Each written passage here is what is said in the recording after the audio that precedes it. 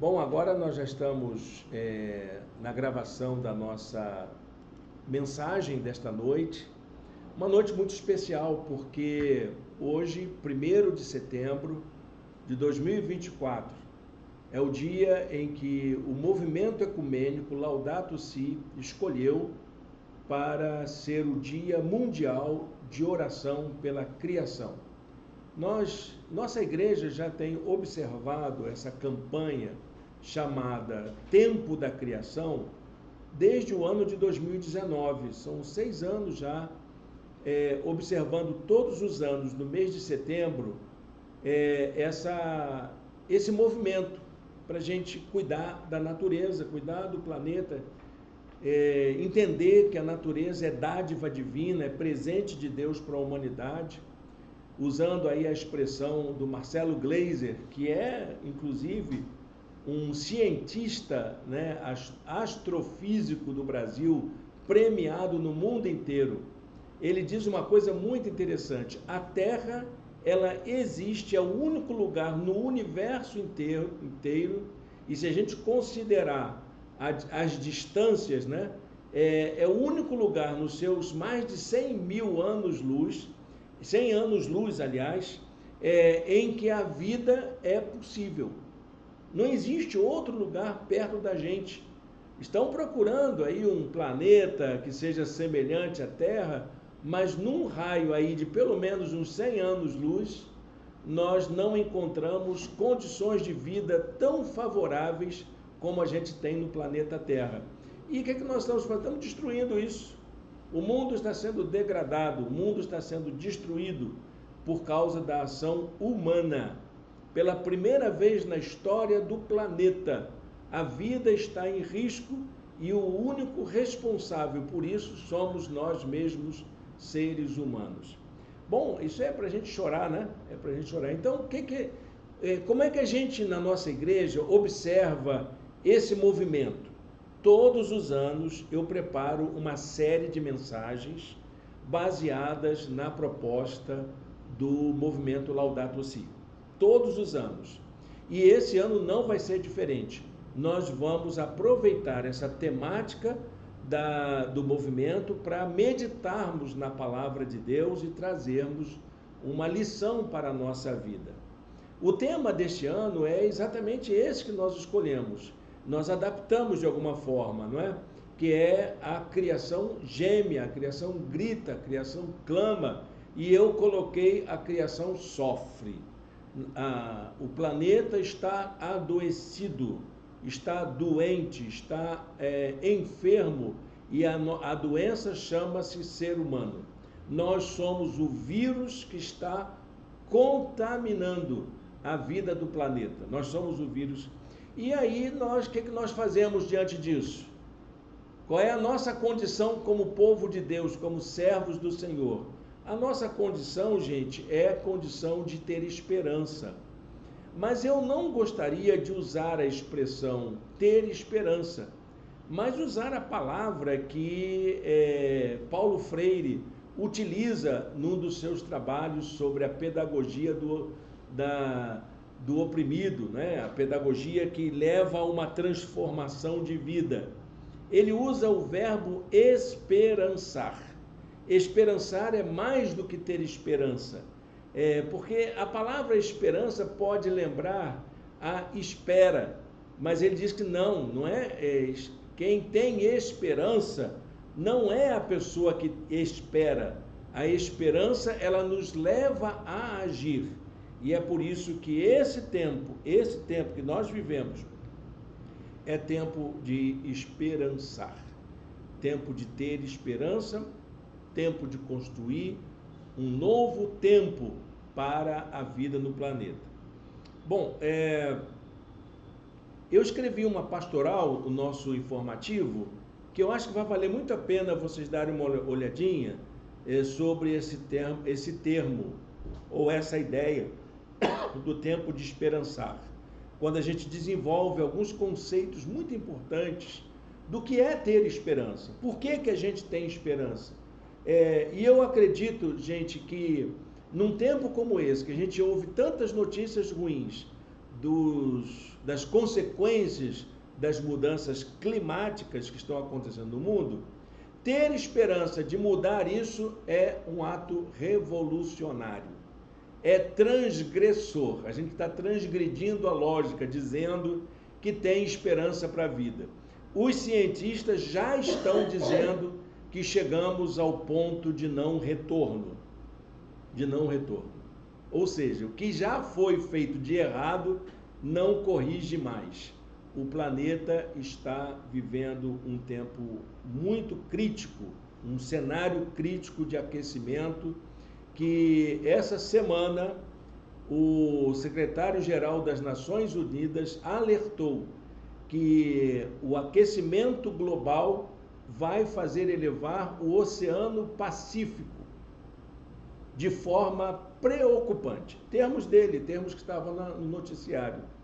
Imagina um líder mundial dizer: o Oceano Pacífico está subindo. Então, aquelas ilhas da Polinésia, aquelas ilhas já afastadas de tudo, né? Elas tendem já a desaparecer, vão desaparecer porque vão ser cobertas por esse mar. Olha que coisa triste, né? Tem nações inteiras, países insulares, que estão comprando terras em países continentais para que possa haver o deslocamento de uma nação inteira para os lugares mais seguros. Porque já está certo que vai desaparecer, que vão ser engolidos pelo mar por causa do aquecimento global. O nível dos oceanos vão subir. Eu ia fazer uma brincadeira, mas não vou fazer não, porque o negócio é tão sério, mas depois eu faço a brincadeira, né, se vocês me permitirem. Bom, o que nós vamos fazer nessa série? É algo simples. Nós vamos pegar um texto da Bíblia, só um texto da Bíblia, e vamos meditar nele durante 5 domingos de setembro. Setembro tem 5 domingos. Que texto é esse? Romanos capítulo 8, versos de 19 a 25. Que, no meu modo de entender, é um menor tratado de teologia da criação já escrito por alguém. O apóstolo Paulo, nessa pequena passagem, ele elaborou um brevíssimo tratado de teologia da criação. E é interessante que a gente vive, para quem estuda teologia, a teologia da criação é um tema assim pouco explorado. E agora, por causa dessas situações que envolvem a mudança climática, as mudanças climáticas, muitos teólogos estão se despertando, inclusive para criar uma nova disciplina chamada ecoteologia. Ecoteologia, que coisa, né?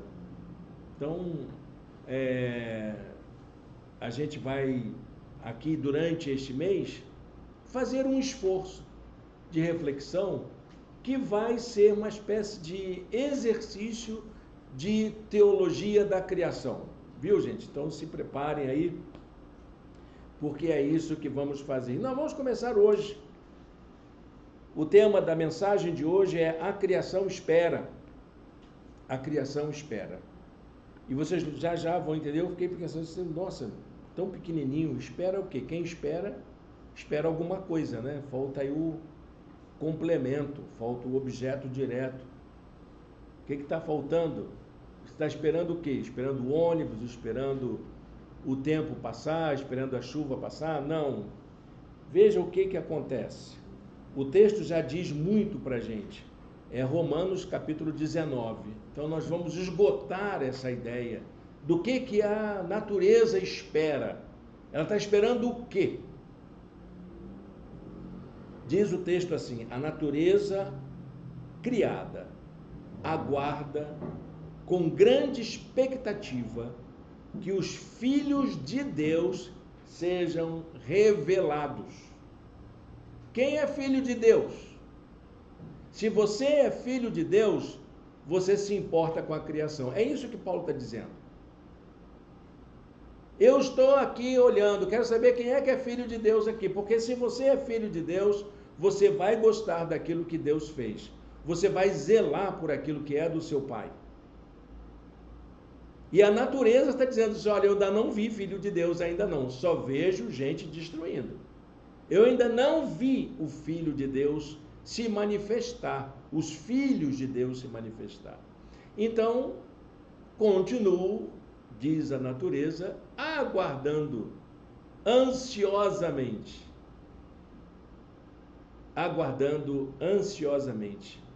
para que os filhos de Deus se mostrem, se apresentem, se revelem. Gente, a gente falar sobre isso é algo assim bastante delicado, né? De saber que nós, como cristãos no mundo, temos um compromisso muito sério com a criação. De todas as pessoas que existem no planeta, os que a palavra de Deus aponta como os incentivadores de uma mudança de atitude em relação ao cuidado com a criação, é o cristão. E você olha os movimentos ecológicos todos que existem, as ONGs, as instituições que cuidam do planeta, quantos são cristãos? São a minoria. Hoje nós encontramos muitas pessoas se envolvendo com atividades climáticas, de proteção, de esclarecimento, de orientação, de estudos, mas nós encontramos muito pouco da presença de cristãos nesses movimentos.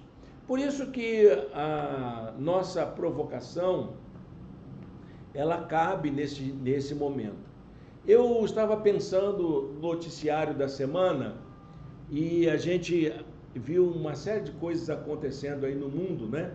Por exemplo, a Europa, que sempre foi conhecida como um lugar frio, né? A Europa é um lugar frio, mas em determinados lugares está havendo situações de calor insuportáveis, ao ponto de pessoas morrerem por causa do calor.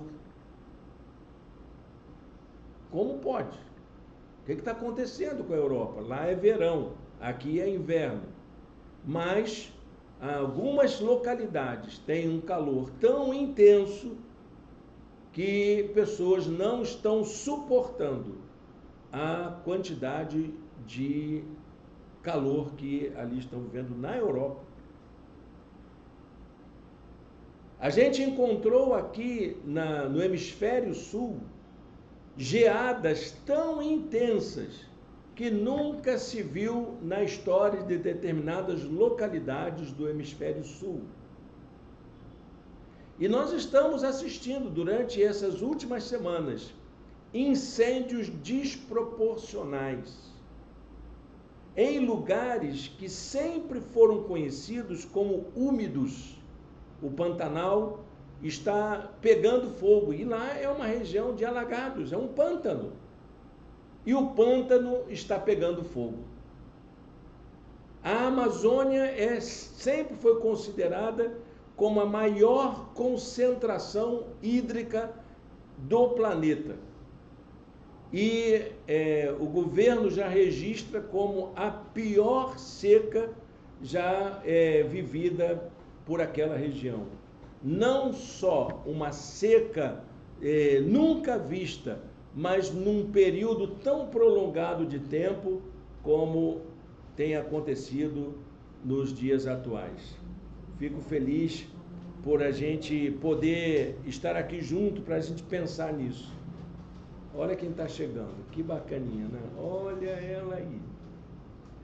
Que alegria vê-las aqui. Tudo bem, Olívia?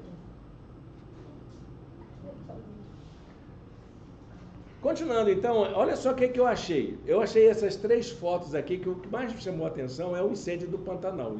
Não tem como, gente. Incêndio no Pantanal, as cidades de São Paulo foram tomadas por sinais de fumaça e de queimadas que nunca se viu como aconteceu nos dias atuais. Olha só que coisa horrível, gente. Que queimada é essa? Como é que se queima assim, não é? Olha a outra aqui que eu achei. Horrível, né? No Brasil, isso. E mais essa aí, ó, o fogo consumindo toda a vegetação. O que está acontecendo com a natureza? Se a gente não partir para uma mobilização, para uma mudança de mentalidade, eu acho que a gente vai ter muito pouco para deixar de legado para gerações futuras das coisas belas que nós conhecemos da natureza. Chegamos a um ponto de que alguma coisa precisa ser feita. E o que a gente precisa fazer é uma mudança radical de mentalidade. Por isso que a provocação de hoje é: diante das graves consequências das mudanças climáticas, nós podemos ouvir o clamor da criação que nos interpela a trabalharmos juntos por um futuro melhor. A natureza está gritando, está dizendo: por favor, me ajudem, porque a natureza, ela se reconstitui, ela tem o seu modo de se recompor, é só deixar ela quietinha, mas ela não está tendo condições de repor aquilo que nós tiramos. A natureza, ela não está em condições de poder seguir o seu fluxo natural. E tudo o que ela espera é que a gente possa deixá-la se recompor, seguir o seu processo natural. E que a gente possa, junto com ela, junto com a natureza, trabalhar pela mudança. Bom, gente, esse é o nosso desafio. Por isso que o movimento ecumênico Laudato Si, que é um movimento que eu tenho acompanhado meio que à distância, eu não sou participante dele, tenho uma amiga teóloga, ela terminou até mesmo o mestrado dela há pouco tempo, está fazendo doutorado nessa área de teologia ecológica, teologia ou ecoteologia, e ela é uma das agentes mobilizadoras no Brasil desse movimento, o movimento Laudato Si, ela é uma das representantes no Brasil. E esse movimento, ele está voltado neste ano, e já em alguns anos fazendo isso, para que mobilize cristãos em todo o mundo para refletir sobre o cuidado com a natureza. E neste ano ela lança um chamado para que nós trabalhemos juntos em favor da esperança e da prática de ações efetivas pela mudança de atitude em relação à criação. Vamos trabalhar juntos. Como é que a gente trabalha junto? Bom, esse esforço, ele consiste em cuidar da natureza como expressão de nossa adoração a Deus. Por que eu tenho que cuidar da natureza? Porque foi Deus quem fez. Se eu creio no Deus poderoso e digo que o sirvo, eu preciso cuidar daquilo que ele fez com tanto amor, com tanto cuidado. Esse movimento, ele criou um termo para poder se referir a esse modo da gente, junto com a natureza, cuidar da vida, cuidar da manutenção daquilo que Deus criou. Eles chamam isso de primícias da esperança. São os primeiros sinais. Se nós, como cristãos, formos capazes de nos juntarmos para fazer um movimento em favor da criação, já é o primeiro sinal de esperança para a vida do planeta. Quer dizer, que é totalmente na contramão daquilo que a ciência diz. Se nós, como cristãos, conseguirmos nos juntar para fazermos alguma coisa, pode ter certeza, é algo que vai trazer nova esperança. A Bíblia, ela traz uma concepção teológica de que a natureza é uma dádiva divina e que tudo que foi criado a partir da perspectiva de Jesus.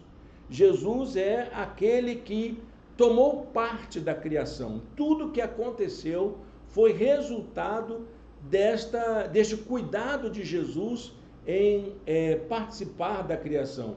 Colossenses 1,16 diz assim: nele foram criadas todas as coisas, nos céus e na terra, as visíveis e as invisíveis, sejam tronos ou soberanias, poderes ou autoridades, todas as coisas foram criadas por ele e para ele. Então é nessa perspectiva de Jesus, a quem nós cremos, é que nós temos a natureza criada. A criação é o quê? A criação é resultado do cuidado de Deus por gente como a gente, na perspectiva de Jesus Cristo. Isso é que a Bíblia nos apresenta. Então a gente pode dizer que natureza e humanidade são confiadas uma à outra. Eu sou entregue à natureza para cuidar dela, e a natureza é entregue para mim para que eu seja cuidado por ela. Então é uma combinação de interesses, né? À medida que eu cuido da natureza, a natureza cuida de mim. E à medida que a natureza cuida de mim, eu preciso cuidar da natureza também.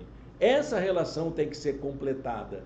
É essa a ideia do movimento neste ano. É isso que se espera como primícia da esperança, de que a gente entenda que quanto mais a gente cuida da natureza, mais a natureza cuida da gente. Então, natureza e humanidade são confiadas uma à outra para que a vida floresça como glorificação a Deus. Não é? Imagina, você vê uma florzinha nascer onde estava tudo árido. É esperança, é glória para Deus, é motivo de louvor. A gente vê assim lugares degradados, como na bacia do Rio São Francisco, lá em Minas Gerais. Então, começaram alguns dos mananciais a desaparecerem. Aí fizeram uma campanha de reflorestamento, de recomposição da vegetação naqueles lugares, e aí então aquelas fontes que haviam desaparecido voltaram a acontecer.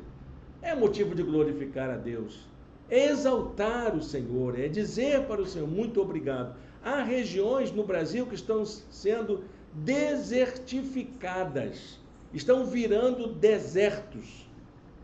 E aí então, o que se está fazendo? Transposição do Rio São Francisco para levar água até lá. Em breve, se Deus quiser, a gente vai ver a alegria de que essas regiões que estão sendo desertificadas possam produzir frutos e trazer vida novamente. Olha, gente, isso aqui é algo para a gente pensar, né? A teologia paulina, ela apresenta isso para a gente. E ele diz ainda, quando ele fala sobre essa perspectiva da criação como resultado do cuidado divino pela humanidade, ele diz assim: pois dele, por ele, para ele são todas as coisas, a ele seja a glória para sempre. Amém. Paulo, então, o apóstolo Paulo, ele é usado por Deus na palavra, não é? Para constatar que a criação está esperando por alguma coisa da gente. Gente, vocês são a criação de Deus. E me parece que, pela perspectiva de Paulo, a natureza não está com paciência nenhuma. Ela não tem paciência. A natureza está esperando de forma impaciente, angustiada, ansiosa, aguardando com grande expectativa o que o ser humano transformado por Jesus, a criatura renovada por Jesus, aquele que afirma ter encontrado em Jesus a salvação, possa fazer pela própria natureza. Paulo, então, ele chega a usar uma palavra que só acontece 2 vezes no Novo Testamento grego. Eu não vou falar grego aqui, mas ela foi traduzida na versão mais antiga como ardente expectativa. Olha como era na Bíblia antiga, né? Naquela Bíblia que a gente se converteu nela, não é, Dailide? É a Bíblia da Sociedade Bíblica do Brasil. A ardente expectativa da criação aguarda a revelação dos filhos de Deus. Como é que a natureza está esperando? Impaciente. Acho que essa é a palavra, mas ela está assim, inquieta. E ela está dando sinais de que ela não está gostando da nossa demora. Ela está dando sinais evidentes de que alguma coisa não vai mal, não vai bem. Então, isso tudo tem a dizer para a gente que é necessário uma mudança de atitude. Nós, como cristãos e cristãs no mundo, temos que ser os primeiros a mudar a nossa atitude em relação à criação. É como se fosse uma conversão, que no documento Laudato Si, que é o que desperta o movimento, né? Que é o Laudato Si é uma encíclica do Papa Francisco. E ele fala da necessidade de uma conversão ecológica. É um termo que ele usa, né? Então é necessário uma conversão que nos mobilize a agir em harmonia com toda a criação, junto com a criação, respeitando as suas condições, fazendo com que ela mesma possa se recompor, ser restaurada no seu na sua própria condição natural. Somente quando nos abrimos para uma relação mais íntima com Deus, somente entendendo essa graça transformadora na vida da gente, é que nos habilitamos para nos tornarmos esses cooperadores com a natureza e com Deus. É isso que Deus espera para nós. Então, eu queria aproveitar esse momento para a gente fazer algumas colocações práticas de como se dá essa mudança de mentalidade, como que isso acontece, o que a gente pode fazer. Então, anote aí no seu esboço, você que está aí com o seu boletinzinho, né? A cola está aqui direitinho, não vai faltar, não é? Semana passada eu esqueci de colocar umas partes, mas essa vez eu não vou esquecer, não. A primeira atitude que precisamos desenvolver, atitude prática, é nutrirmos a esperança por um futuro melhor para o planeta. É possível a gente ter um futuro melhor? Sim, com certeza, a gente precisa acreditar nisso. As informações dão conta do contrário, né? Que as coisas estão indo de mal a pior. Cada vez mais a gente vê que as situações de condição de vida no planeta vão se degradando. A natureza está degradada e se degradando cada vez mais. Mas nós não podemos perder a esperança por um futuro melhor para o planeta. Essa é a nossa utopia. A utopia de que é possível a gente trabalhar por um futuro melhor e não desanimar desse cuidado. É a nossa utopia que precisa ser transformada em ação concreta. A nossa esperança precisa deixar de ser superficial, sonhadora, para tornar-se efetiva em função do caráter, das promessas e do cuidado de Deus para com toda a criação. Diz a palavra de Deus assim em Romanos 5:5. E a esperança não nos decepciona, porque Deus derramou seu amor em nossos corações por meio do Espírito Santo que Ele nos concedeu. É próprio da gente ter esperança. Esperança é a nossa marca. Pode tudo estar indo de mal a pior, mas nós temos a esperança de que é possível uma nova vida, é possível um novo começo, é possível a gente reverter aquilo que vai degradando a olhos vistos. A segunda atitude é promovermos uma mudança de mentalidade. Começarmos a a propor uma maneira diferente de pensar sobre nós mesmos, sobre quem somos. Qual é o meu papel nessa relação de mudanças que precisam acontecer?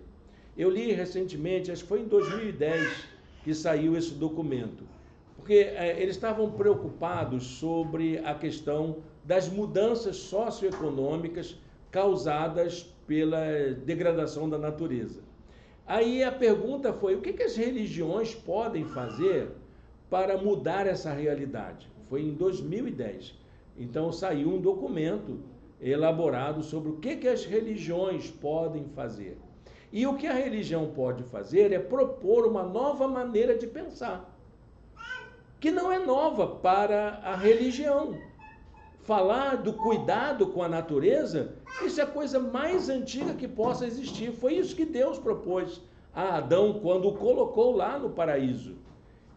Deus não colocou Adão como um explorador da natureza. Deus colocou Adão como um jardineiro, como um cuidador, como alguém que deveria administrar e cuidar da natureza, um cuidador na natureza. Nós precisamos dessa conversão ecológica para restaurar aquela condição primeira, aquela condição de Adão, que era para ele tirar da natureza o seu sustento sem destruir, sabendo que natureza e ser humano precisam existir juntos, porque um não vive sem o outro, um não existe sem o outro. Nós precisamos então experimentar uma conversão ecológica que leve a nos reconciliarmos com a vida no planeta. E quem vai operar essa conversão? É o Espírito Santo. Não tem discurso ecológico mais convincente do que a ação do Espírito Santo na vida do crente. É com a gente que isso tem que acontecer. Somos nós que temos que ser transformados. Somos nós que temos que mudar o nosso entendimento de formarmos com a natureza uma realidade única, como se fôssemos uma família irmanada, como propunha, por exemplo, Francisco de Assis. Uma família cósmica, uma família integrada, como se fosse uma coisa só, eu e a natureza. Os povos primitivos, não os povos primitivos, esse termo não cabe, mas os povos originários das Américas e do continente africano construíram essas ideias sem lerem a Bíblia. Faz parte da cosmologia desses povos originários entender que não existe vida humana sem vida saudável da natureza. Nós precisamos resgatar isso. O profeta Isaías, ele desafia a gente com a sua palavra, não é? Que o ímpio abandone seu caminho e o homem mau seus pensamentos. Volte-se ele para o Senhor, que terá misericórdia dele. Volte-se para o nosso Deus, pois ele perdoará de bom grado. A palavra de Deus, ela nos desafia a constantemente mudarmos nossas atitudes, mudarmos nossa maneira de pensar, mudar a nossa mentalidade. Em terceiro lugar, uma terceira atitude que precisamos desenvolver é restaurar a nossa condição de cooperadores no cuidado da criação.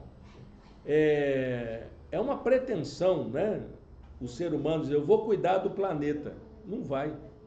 Nós não cuidamos do planeta, não temos condições. Como é que eu cuido do planeta? Eu cuido do meu quintal, né? Eu cuido da minha plantinha, eu rego minha plantinha. Eu cuido do meu lixo. Eu cuido da maneira como eu faço o meu consumo. E a minha maneira de tratar de maneira consciente dessas coisas, juntas com outras pessoas que pensam e agem da mesma forma, irá trazer uma grande transformação. Olha, eu lido com ecologia, gente, acho que desde os meus 13 ou 14 anos. E eu me lembro que assim que eu comecei a estudar a quinta série, né, primeiro ano do antigo ginasial, a minha escola tinha um trabalho de formação vocacional, era a ênfase da escola. Então, havia, dentro das várias vocações que eles trabalhavam, tinha as técnicas agrícolas. Então, a prefeitura de Nova Iguaçu, onde estava aquela escola onde eu morava, né, resolveu fazer um reflorestamento da Serra de Madureira naquele trecho próximo à cidade. Quem conhece Nova Iguaçu sabe que tem uma montanha onde foi colocado um cruzeiro, uma cruz de concreto ali para fazer um lugar de vista para a cidade. Eu não sei como está hoje, porque é muitos anos que eu já não participo da vida da cidade. E eu, com 13 anos, fui participar como aluno da escola para fazer o reflorestamento. Como é que era isso? A garotada, os meus colegas de turma, iam para o local, para o pé da montanha, fomos levados lá de ônibus, claro. Então, ali, a gente encontrava o pessoal do horto florestal da cidade, que levou mudas da Mata Atlântica, já prontinhas, naquelas sacolinhas pretas, sacolinha de leite que alguém plantou. E cada criança, cada menino, cada menina ia pegar uma plantinha daquela e ia acompanhar o corpo de bombeiros. Eram bombeiros, policiais militares que iam subir pelo mato mesmo. Então eles tinham uma máquina de furar, né? Um motorzão, ele furava e a gente lá colocava a plantinha. Voltava, pegava outra plantinha e ela...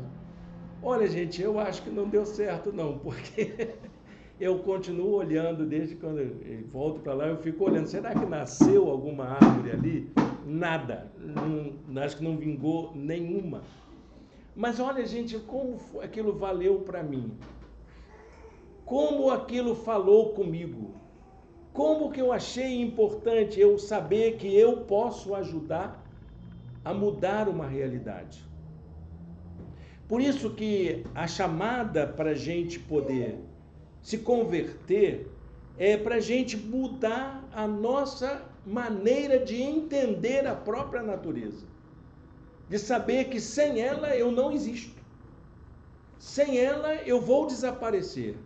E as minhas condições de existência perdem completamente significado se eu não tiver uma condição de poder ter nela o meu alimento, a minha condição de vida, de maneira que eu possa ter uma vida saudável. Isso significa, meus irmãos, minhas irmãs, assim, restaurar o propósito divino de nos fazer seus cooperadores no cuidado de toda a criação, envolvendo a pessoa humana, a própria natureza e Deus, como aquele que nos mobiliza, que nos fortalece, que nos ajuda, que nos motiva a fazer isso. Juntos, ser humano, natureza e o próprio Deus, juntos, trabalhando pela mudança dessa realidade.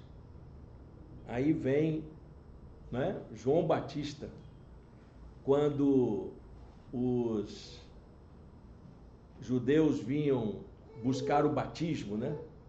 E eles ficavam perguntando, mas o que é que eu devo fazer? Como é que eu vou mudar? Como é que eu vou mudar a minha vida agora? E agora, como é que eu vivo daqui por diante? Aí ele vai dizer, deem fruto que mostre o arrependimento. Mostrem que você...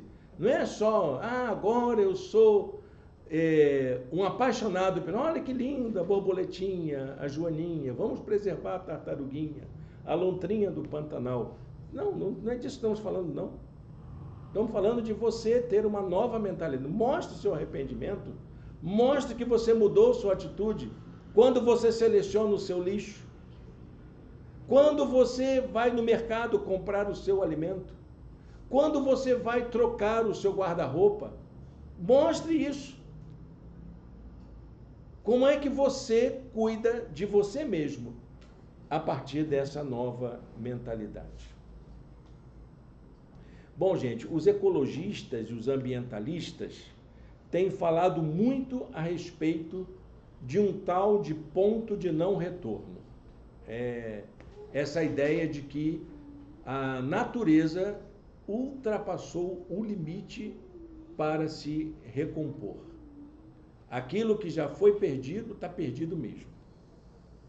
Que a natureza não pode mais reverter sua rota de degradação por causa da ação predatória do ser humano. Então, meus queridos, minhas, só poderá haver mudança de fato na natureza se nós mudarmos imediatamente, urgentemente, a nossa maneira de agir com ela, deixando de ser seus exploradores para sermos cooperadores. Tem esperança? Tem.